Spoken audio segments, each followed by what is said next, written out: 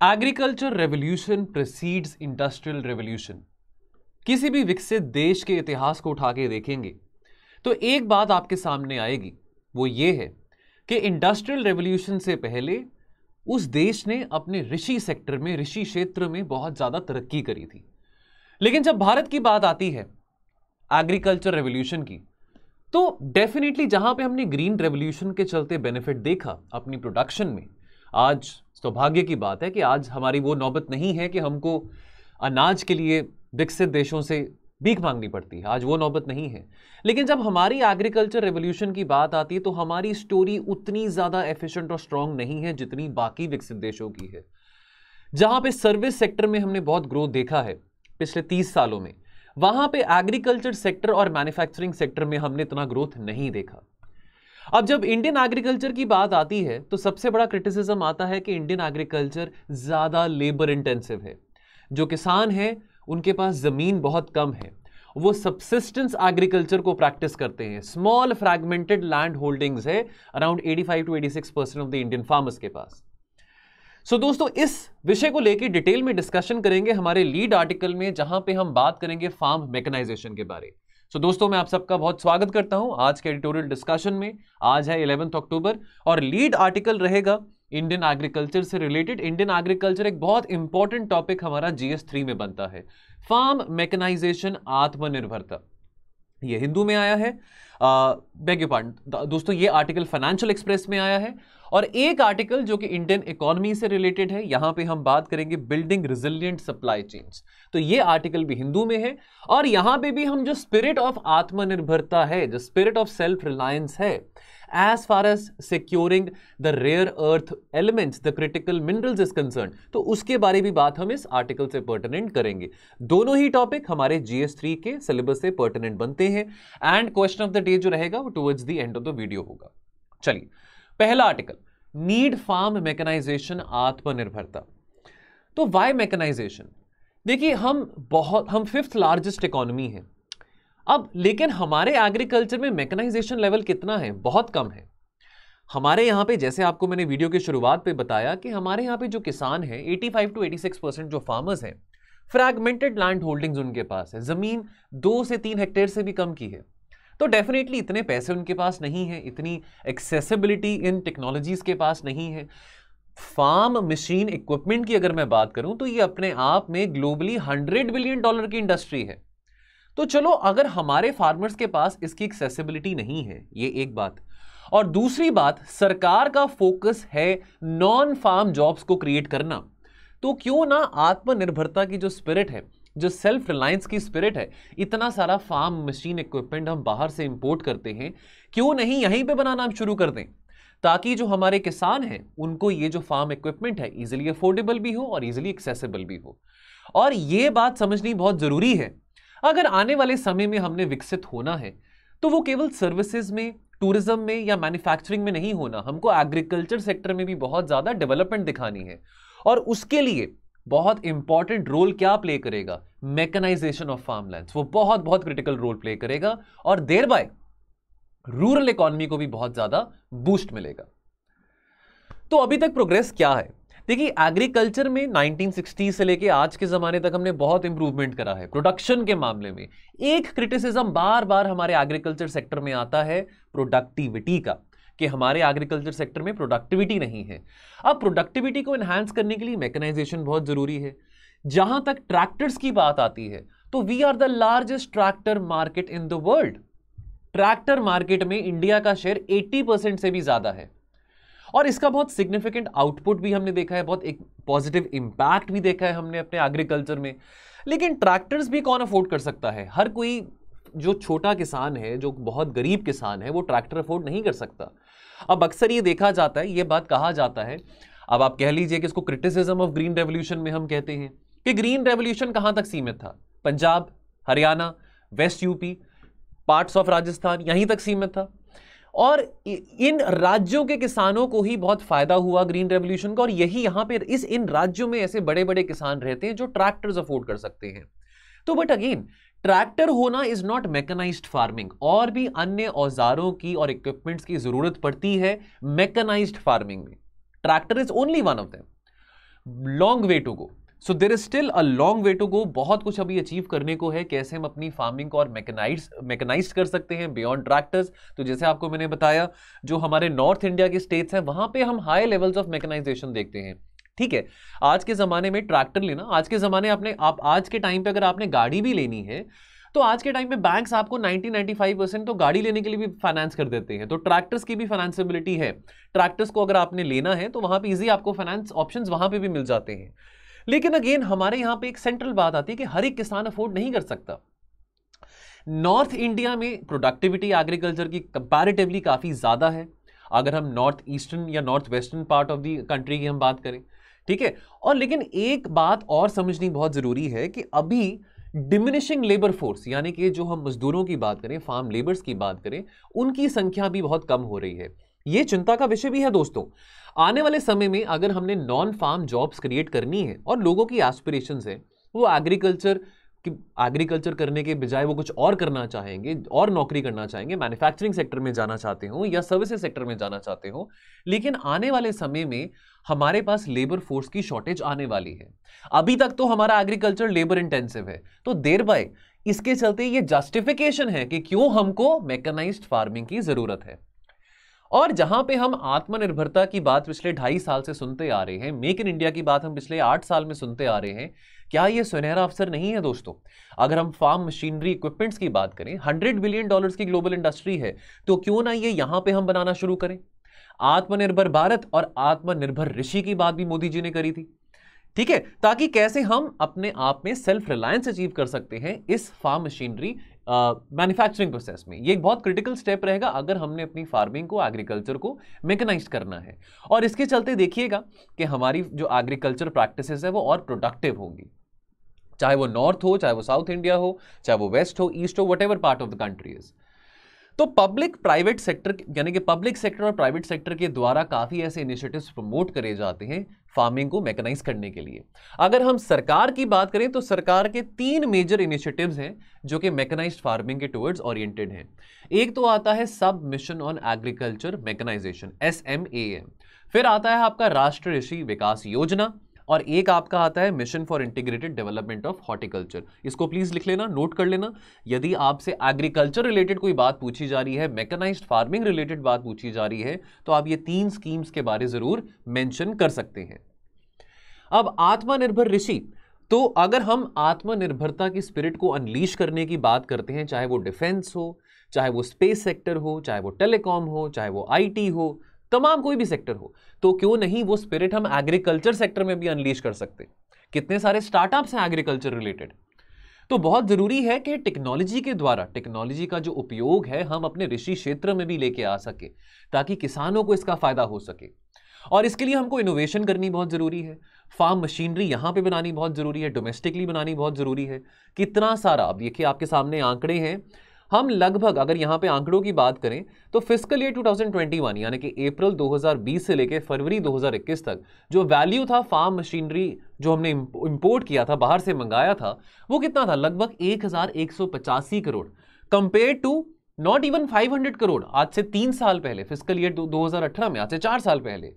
और fiscal year 2021 में अब हम बात करते हैं कि जी PUBG को डिलीट कर देंगे, OnePlus के फोन्स को हम बाहर फेंक देंगे, ठीक है, चाइना के साथ ट्रेड बॉयकॉट कर लेंगे। लेकिन ये तो 2021 की ही बात है।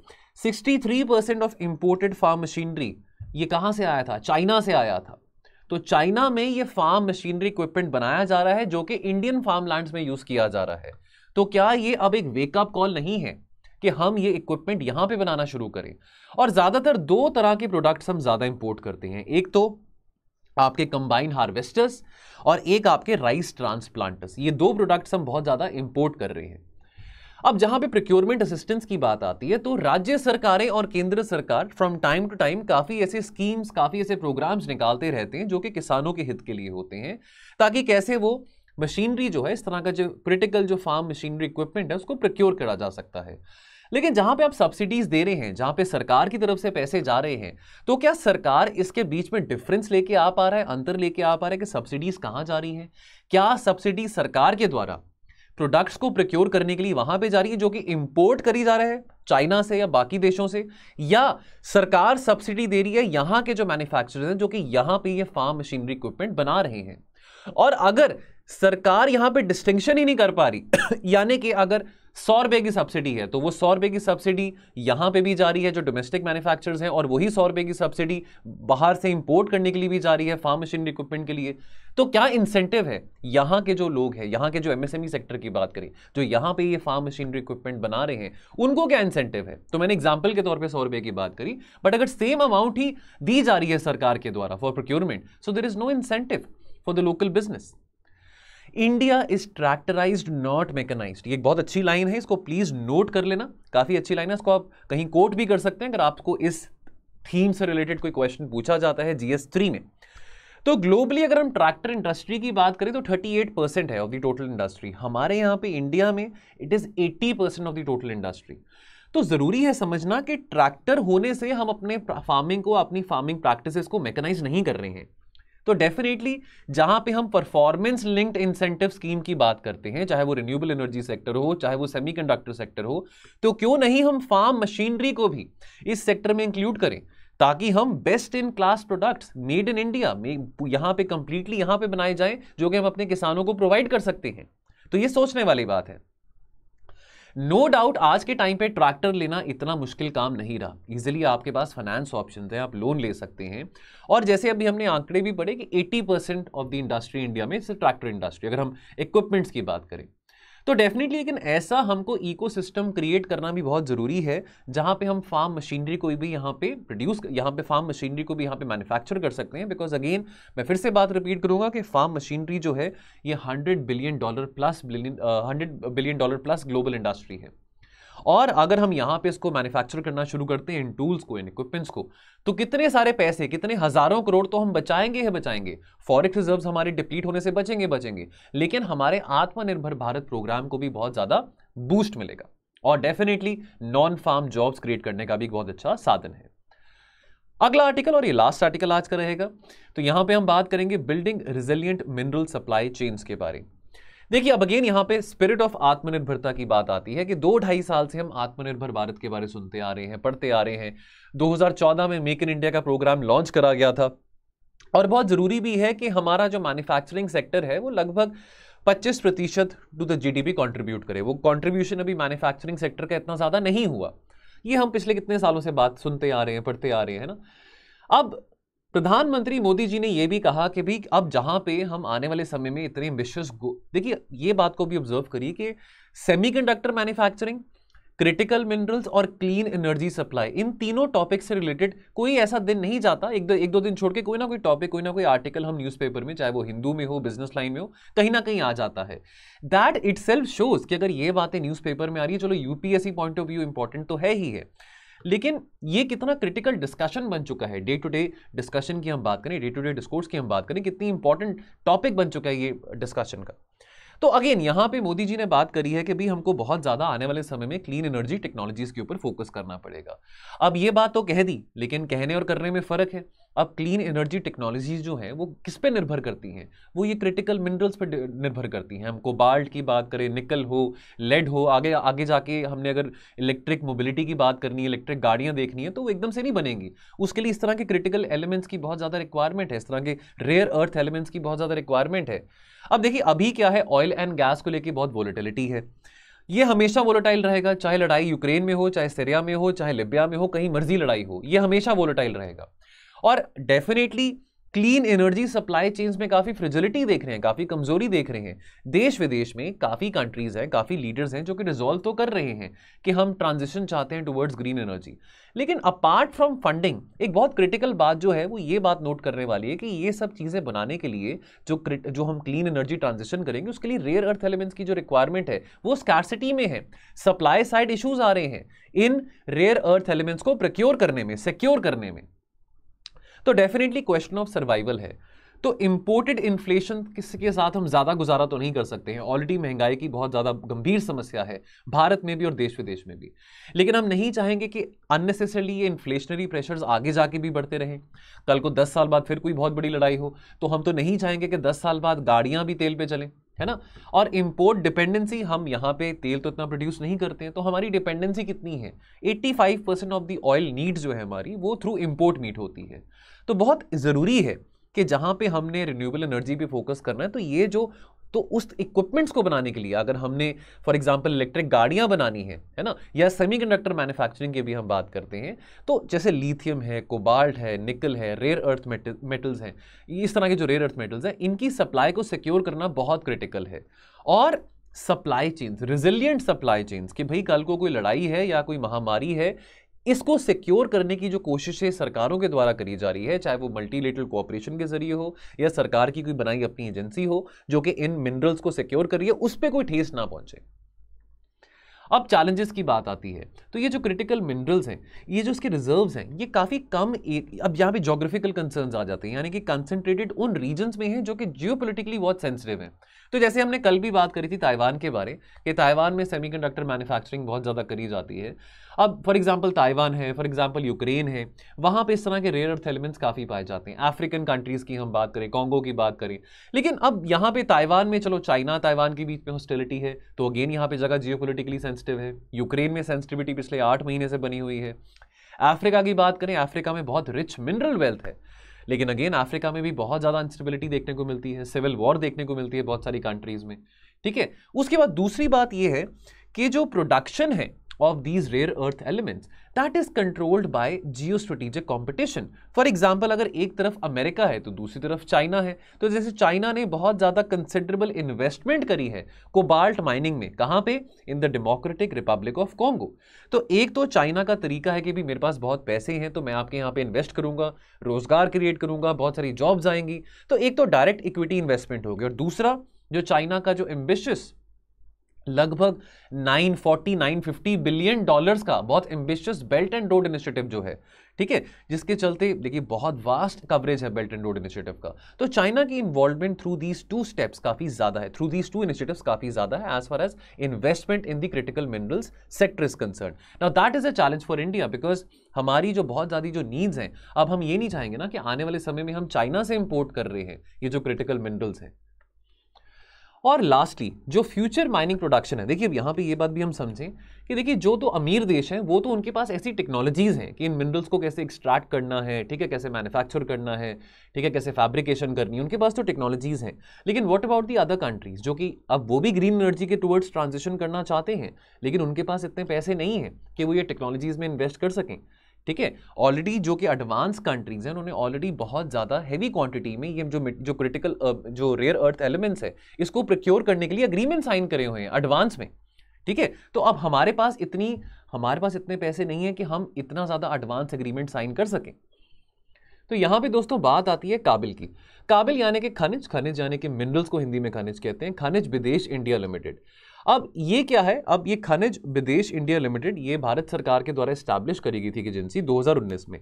मैंडेट क्या था, मैंडेट था कि भाई मिनरल सप्लाई को सिक्योर करना फॉर द डोमेस्टिक मार्केट, ठीक है। अगर आपने इंडिजिनस मैन्युफैक्चरिंग करनी है क्लीन एनर्जी सेक्टर से रिलेटेड, तो डेफिनेटली उस मैन्युफैक्चरिंग प्रोसेस में आपको रॉ इनपुट क्या चाहिए, रेयर अर्थ एलिमेंट्स, तो उसको सिक्योर करना बहुत जरूरी है, तो ये एजेंसी बना दी गई, ठीक है। इस एजेंसी में 3 और central public sector enterprises participate करते हैं। एक तो है नाल्को यानी कि नेशनल एल्यूमिनियम कंपनी, एक आपका HCL हिंदुस्तान कॉपर लिमिटेड, और तीसरा MECL यानी कि मिनरल एक्सप्लोरेशन कंपनी लिमिटेड। अब काबिल के बारे में थोड़ा वैल्यूडेशन, ये सब बातें आर्टिकल में मेंशन नहीं थी, थोड़ा वैल्यूडेशन काबिल की जहां पे हम बात करें तो खनिज यानी कि मिनरल। तो ऑब्जेक्टिव ऑफ कॉन्स्टिट्यूटिंग काबिल क्या है, टू इंश्योर कि कैसे कंसिस्टेंट सप्लाई यानी कि रेजिलिएंट सप्लाई आ सकता है क्रिटिकल एंड स्ट्रेटेजिक मिनरल्स का। तो ये 2019 में स्टैब्लिश करा था, तो much before corona happened, because corona के टाइम से, पैंडेमिक के टाइम से हम ये सप्लाई साइड कंस्ट्रेंट्स की बहुत ज़्यादा बातें सुनते आ रहे हैं, ठीक है।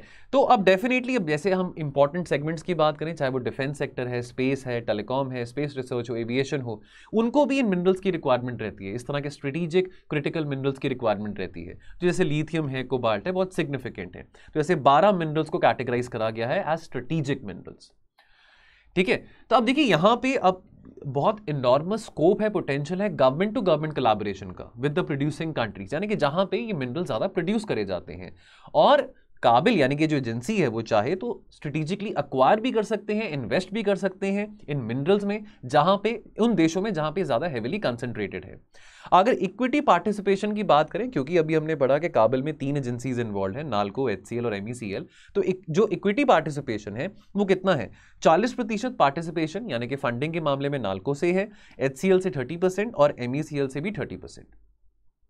Now what is the way forward? अब वे फॉरवर्ड को हम समझें तो पहली बात तो एक road map, concrete road map तैयार करना बहुत ज्यादा जरूरी है कि भाई अगर आपने ट्रांजिशन करना है रिन्यूएबल एनर्जी के टुवर्ड्स, तो बहुत सारा इंटर मिनिस्ट्रियल कोऑर्डिनेशन बढ़ाना जरूरी है, जहां पे मिनिस्ट्री ऑफ पावर हो, न्यू एंड रिन्यूएबल एनर्जी हो, हैवी इंडस्ट्री हो, साइंस एंड टेक्नोलॉजी हो, मिनिस्ट्री ऑफ एनवायरमेंट हो, इन सब की एक कोऑर्डिनेटेड इन्वॉल्वमेंट बहुत ज्यादा जरूरी है।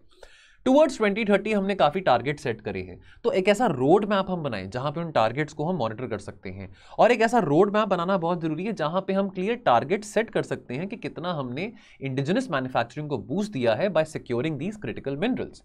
ठीक है, तो क्या क्या अड़चने आ रही हैं इंडिजिनस मैन्युफैक्चरिंग में, ठीक है, as far as the clean energy sector is concern, और कैसे उन अड़चनों को हम थोड़ा रिमूव कर सकते हैं, बैरियर्स को रिमूव कर सकते हैं by determining the quantities of minerals which are very necessary to support the indigenous manufacturing.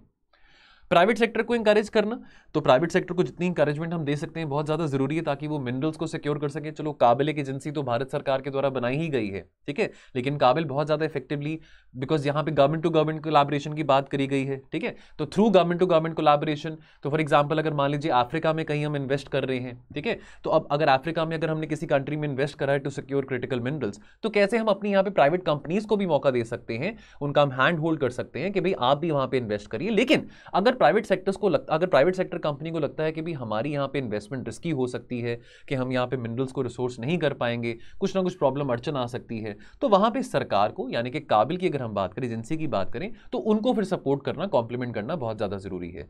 जितना ज्यादा हो सके गवर्नमेंट टू गवर्नमेंट पार्टनरशिप्स को हम लेवरेज करें। तो फॉर एग्जाम्पल ये जो एसेंशियल जो क्रिटिकल मिनरल्स हैं ये ऑस्ट्रेलिया में भी बहुत पाए जाते हैं, apart from Africa, south America में बहुत पाए जाते हैं। तो हमारी देखिए अब जो कोऑपरेशन है वो, अगर हम बायलेटरल कोऑपरेशन की बात करें between India south America, between India Australia और विद अफ्रीका, तो वो काफ़ी अच्छी है। तो क्यों ना उस पार्टनरशिप को हम लेवरेज करें, ठीक है, और इससे प्राइवेट सेक्टर को भी फायदा है और डेफिनेटली क्लीन एनर्जी ट्रांजिशन को भी बहुत फायदा रहेगा। और जितना हो सके हम उन टेक्नोलॉजीज को सपोर्ट करें, खास करके जो कि डोमेस्टिकली अवेलेबल मटेरियल्स को यूटिलाइज कर सकती हैं। देखिए अब ऐसा है कि हम आमतौर पे बात करते हैं जैसे लिथियम आयन बैटरीज की, ठीक है, या निकल आयन बैटरीज की हम बात करते हैं, तो लिथियम निकल अब ये इतना इजीली और इतना अबंडेंटली इंडिया में अवेलेबल नहीं है। लेकिन for example sodium ion batteries हैं, ये यहाँ पे इजीली बनाई जा सकती हैं। सोडियम की जो कंसंट्रेशन है वो इंडिया में काफी ज्यादा है एज कंपेयर टू कोबाल्ट, निकल और लिथियम, ठीक है। और अभी जो परफॉर्मेंस लिंक्ड इंसेंटिव स्कीम है ऑन दी बैटरीज, वो अभी टेक्नोलॉजिकली फीजिबल नहीं लग रही है, ठीक है, कहीं पे भी इतना नहीं लग रहा कि इस पर्टिकुलर सेक्टर को लेके बैटरीज के चलते हम ज्यादा अच्छा परफॉर्म कर पा रहे हैं। तो यहाँ पे सजेशन दिया गया that we can consider creating a tranche of capital, जिससे हम इंसेंटिवाइज कर सकते हैं इन्वेस्टमेंट इन दोज टेक्नोलॉजीज जो कि लोकली रॉ मटेरियल्स इजिली जहां पे अवेलेबल है, यानी कि अगर हम यहाँ की बात करें तो ऐसी टेक्नोलॉजीज जो कि डिपेंडेंट है on the local raw materials. तो फॉर एग्जाम्पल यहाँ पे सोडियम की बात करी जा रही है। सो दोस्तों क्वेश्चन ऑफ द डे की हम बात करें तो क्वेश्चन ऑफ द डे बनता है, discuss the potential of farm mechanisation in India, what are the challenges related to farm machinery sector in India. आपको 250 वर्ड्स में ये आंसर करना है, और ये आपने जो क्वेश्चन है कहाँ पोस्ट करना है, तो अगर आप पहली बार ये वीडियो देख रहे हैं तो हमारा एक टेलीग्राम ग्रुप है, editorials with means answer writing, आप अपना आंसर यहाँ पे पोस्ट कर सकते हैं। हमारे टेलीग्राम ग्रुप का जो अगर मैं लिंक की बात करूं, अभी आप अगर वीडियो देख रहे हैं तो डिस्क्रिप्शन बॉक्स में आपको ये लिंक दिखाई देगा, इस लिंक को आप क्लिक करेंगे तो आपको हमारे टेलीग्राम चैनल के टुवर्ड रीडायरेक्ट करा जाएगा। और अगर आप चाहें तो आप हमारे इस नंबर पे 6280133177 अपनी टेलीग्राम की ऐप से हमको एक मैसेज ड्रॉप कर सकते हैं और हमारी टीम के द्वारा आपको ऐड कर दिया जाएगा। दोस्तों बेस्ट आंसर टेलीग्राम ग्रुप पे हम पिन कर देंगे, अभी टाइम नहीं मिल पाता बेस्ट आंसर को रिव्यू करने का, along with the model answer ये शाम को 6 बजे आपको टेलीग्राम के ग्रुप में पिन मिलेगा। बाकी जाने से पहले आपको मैं क्विक 2 एडवर्टाइजमेंट शेयर करना चाहता हूं। एक तो हमारे प्रीलिम्स की टेस्ट सीरीज के बारे जिसमें 30 कॉम्प्रिहेंसिव टेस्ट इन्वॉल्व हैं, और एक हमारे करंट अफेयर्स प्रोग्राम के बारे। सो दोस्तों प्रीलिम्स में दोनों ही चीज़ें बहुत रेलेवेंट रहती हैं, करंट अफेयर्स भी, और खास करके हम प्रीलिम्स में जितना प्रैक्टिस करेंगे, प्रीलिम्स देने से पहले हमारा पहला मॉक तो 2023 में नहीं होना चाहिए ना, जिस दिन हमारे प्रीलिम्स की डेट है, तो हमारा पहला हमने कई सारे मॉक देने हैं उससे पहले, ताकि हम थोड़ा कॉन्फिडेंस लेके आ सकें, थोड़ा फियर को ओवरकम कर सकें। बहुत सारी टेस्ट सीरीज हैं, ठीक है, बहुत सारी डिफरेंट अकेडमीज की टेस्ट सीरीज है, हमारे भी बहुत कॉम्प्रिहेंसिव टेस्ट सीरीज है, इसमें 30 टेस्ट इन्वॉल्व हैं। आप इसके बारे और डिटेल अगर लेना चाहते हैं हमारे टेस्ट सीरीज प्रोग्राम के बारे, तो अब ये इंग्लिश में अवेलेबल है बाय द वे, हिंदी में अवेलेबल नहीं है। अगर आपने और इन्फॉर्मेशन लेनी है तो आप हमारे टोल फ्री नंबर पे यहाँ पे कॉल कर सकते हैं इसके बारे और इन्फॉर्मेशन लेने के लिए।